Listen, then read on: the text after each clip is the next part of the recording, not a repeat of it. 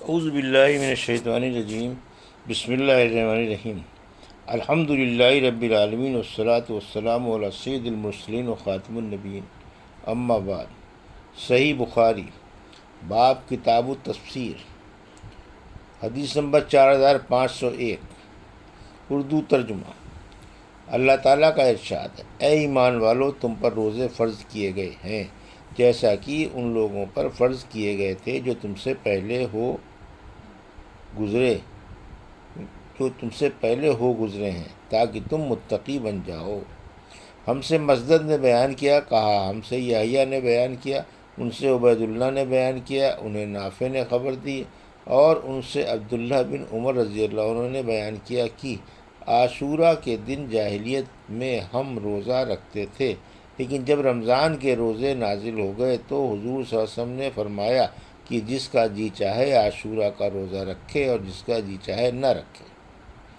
حدیث نمبر 4502، اردو ترجمہ۔ ہم سے عبداللہ بن محمد نے بیان کیا، کہا ہم سے ابن عینیہ نے بیان کیا، ان سے زہری نے، ان سے عروہ نے، اور ان سے حضرت عائشہ رضی اللہ عنہ نے کہ عاشورہ کا روزہ رمضان کے روزوں کے حکم سے پہلے رکھا جاتا تھا، پھر جب رمضان کے روزوں کا حکم نازل ہوا تو آپ صلی اللہ علیہ وسلم نے فرمایا کہ جس کا جی چاہے عاشورہ کا روزہ رکھے اور جس کا جی چاہے نہ رکھے۔ حدیث نمبر 4503، اردو ترجمہ۔ مجھ سے محمود نے بیان کیا، کہا ہم کو عبید اللہ نے خبر دی، انہیں اسرائیل نے، انہیں منصور نے، انہیں ابراہیم نے، انہیں علقمہ نے، اور ان سے عبداللہ رضی اللہ عنہ نے بیان کیا کہ اشعت ان کے یہاں آئے اور وہ اس وقت کھانا کھا رہے تھے۔ اشعت نے کہا کہ آج تو عاشورے کا دن ہے۔ ابن مسعود رضی اللہ عنہ نے کہا کہ ان دنوں میں عاشورے کا روزہ رمضان کے روزوں کے نازل ہونے سے پہلے رکھا جاتا تھا، لیکن جب رمضان کے روزے کا حکم نازل ہوا تو یہ روزہ چھوڑ دیا گیا، آؤ تم بھی کھانے میں شریک ہو جاؤ۔ حدیث نمبر 4504، اردو ترجمہ۔ مجھ سے محمد بن مسنہ نے بیان کیا، کہا ہم سے یحییٰ نے بیان کیا، کہا ہم سے حشام نے بیان کیا، کہا کہ مجھے میرے والد نے خبر دی، اور ان سے عائشہ رضی اللہ عنہ نے بیان کیا کہ عاشورہ کے دن قریشی زمانے جاہلیت میں روزے رکھتے تھے، اور نبی کریم صلی اللہ علیہ وسلم بھی اس دن روزہ رکھتے تھے۔ جب آپ مدینہ تشریف لائے تو یہاں بھی آپ نے اس دن روزہ رکھا، اور صحابہ رضی اللہ عنہ کو بھی اس کے رکھنے کا حکم دیا، لیکن جب رمضان کے روزوں کا حکم نازل ہوا تو رمضان کے روزے فرض ہو گئے اور عاشورہ کے روزے کی فرضیت باقی نہیں رہی۔ اب جس کا جی چاہے اس دن بھی روزہ رکھے اور جس کا جی چاہے نہ رکھے۔ حدیث نمبر 4505، اردو ترجمہ۔ اللہ تعالیٰ کا ارشاد ہے، یہ روزے گنتی کے چند دنوں میں رکھنے ہیں، پھر تم میں سے جو شخص بیمار ہو یا سفر میں ہو اس پر دوسرے دنوں کا گن رکھنا ہے، اور جو لوگ اسے مشکل سے برداشت کر سکیں گے ان کے ذمے فدیہ ہے، جو ایک مسکین کا کھانا ہے، اور جو کوئی خوشی خوشی نیکی کرے اس کے حق میں بہتر ہے، اور اگر تم علم رکھتے ہو تو بہتر تمہارے حق میں یہی ہے کہ تم روزے رکھو۔ عطا بن ابی رواح نے کہا کہ ہر بیماری میں روزہ نہ رکھنا درست ہے، جیسا کہ عام طور پر اللہ تعالیٰ نے خود ارشاد فرمایا ہے۔ اور امام حسن بصری اور ابراہیم نخعی نے کہا کہ دودھ پلانے والی یا حاملہ کو اگر اپنی یا اپنے بیٹے کی جان کا خوف ہو تو وہ افطار کر لیں اور پھر اس کی قضا کر لیں گے، لیکن بوڑھا ضعیف شخص جب روزہ نہ رکھ سکے تو وہ فدیہ دے۔ حضرت انس بن مالک رضی اللہ عنہ بھی جب بوڑھے ہو گئے تھے تو وہ 1 سال یا 2 سال رمضان میں روزانہ ایک مسکین کو روٹی اور گوشت دیا کرتے تھے اور روزہ چھوڑ دیا تھا۔ اکثر لوگوں نے اس آیت میں یتیقونہ پڑھا ہے، جو عتاق یتیق سے ہے۔ مجھ سے اسحاق نے بیان کیا، انہوں نے کہا ہم کو روح نے خبر دی، انہوں نے کہا ہم سے زکریا بن اسحاق نے بیان کیا، انہوں نے ہم سے عمرو بن دینار نے بیان کیا، ان سے عطا نے اور انہوں نے حضرت عبداللہ بن عباس رضی اللہ عنہ سے سنا، وہ یوں قرات کر رہے تھے، وَعَلَى الَّذِينَ يَطُوقُونَهُ، تفصیل سے فدیت طعام مسکین۔ ابن عباس نے کہا کہ یہ آیت منسوخ نہیں ہے، اس سے مراد بہت بوڑھا مرد یا بہت بوڑھی عورت ہے جو روزے کی طاقت نہ رکھتی ہو، انہیں چاہیے کہ ہر روزے کے بدلے ایک مسکین کو کھانا کھلا دیں۔ حدیث نمبر 4506، اردو ترجمہ۔ اللہ تعالیٰ کا ارشاد،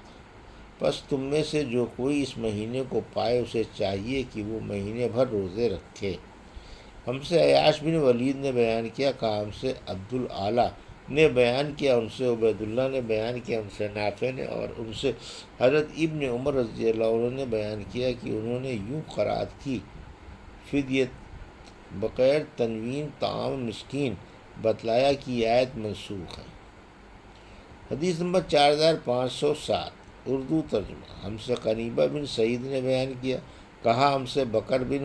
مضر نے بیان کیا، ان سے عمرو بن حارث نے، ان سے بکیر بن عبداللہ نے، ان سے سلمہ بن عقو کے مولا یزید بن ابی عبید نے اور ان سے سلمہ بن عقو رضی اللہ عنہ نے بیان کیا کہ جب یہ آیت نازل ہوئی،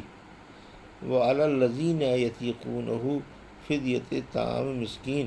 تو جس کا جی چاہتا تھا روزہ چھوڑ دیتا تھا اور اس کے بدلے میں فدیہ دے دیتا تھا،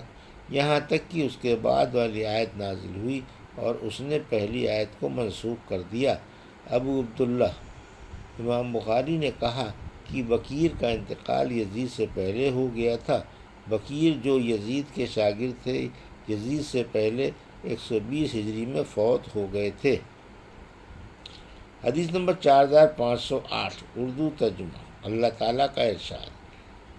جائز کر دیا گیا ہے تمہارے لیے روزوں کی رات میں اپنی بیویوں سے مشغول ہونا، وہ تمہارے لیے لباس ہیں اور تم ان کے لیے لباس ہو۔ اللہ کو خبر ہو گئی کہ تم اپنے کو خیانت میں مبتلا کرتے رہتے تھے، بس اس نے تم پر رحمت سے توجہ فرمائی اور تم سے معاف کر دیا، سو اب تم ان سے ملاؤ اور اسے تلاش کرو جو اللہ نے تمہارے لیے لکھ دیا ہے۔ ہم سے عبید اللہ نے بیان کیا، انہوں نے کہا ہم سے اسرائیل نے بیان کیا، ان سے ابو اسحاق نے اور ان سے برا رضی اللہ عنہ نے دوسری سند، اور ہم سے احمد بن عثمان نے بیان کیا، ان سے شریف بن مسلمہ نے بیان کیا، کہا کہ مجھ سے ابراہیم بن یوسف نے بیان کیا، ان سے ان کے والد نے، ان سے ابو اسحاق نے بیان کیا، انہوں نے برا بن عازب رضی اللہ عنہ سے سنا کہ جب رمضان کے روزے کا حکم نازل ہوا تو مسلمان پورے رمضان میں اپنی بیویوں کے قریب نہیں جاتے تھے، اور کچھ لوگوں نے اپنے کو خیانت میں مبتلا کر لیا تھا۔ اس پر اللہ تعالیٰ نے یہ آیت نازل فرمائی، اللہ نے جان لیا کہ تم اپنے کو خیانت میں مبتلا کرتے رہتے تھے، بس اس نے تم پر رحمت سے توجہ فرمائی اور تم سے معاف کر دیا۔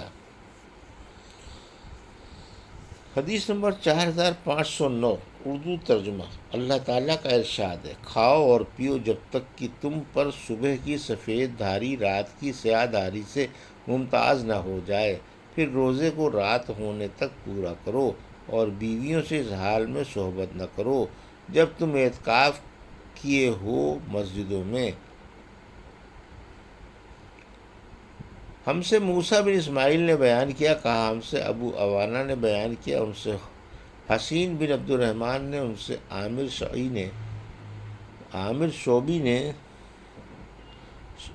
شومی نے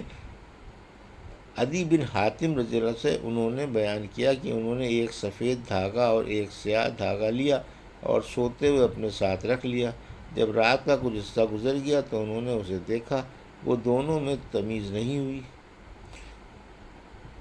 جب صبح ہوئی تو عرض کیا، یا رسول اللہ، میں نے اپنے تکیے کے نیچے سفید اور سیاہ دھاگے رکھے تھے اور کچھ نہیں ہوا، تو حضور صلی اللہ علیہ وسلم نے اس پر بطور مذاق کے فرمایا، پھر تو تمہارا تکیہ بہت لمبا چوڑا ہوگا، کہ صبح کا سفید خط اور سیاہ خط اس کے نیچے آ گیا۔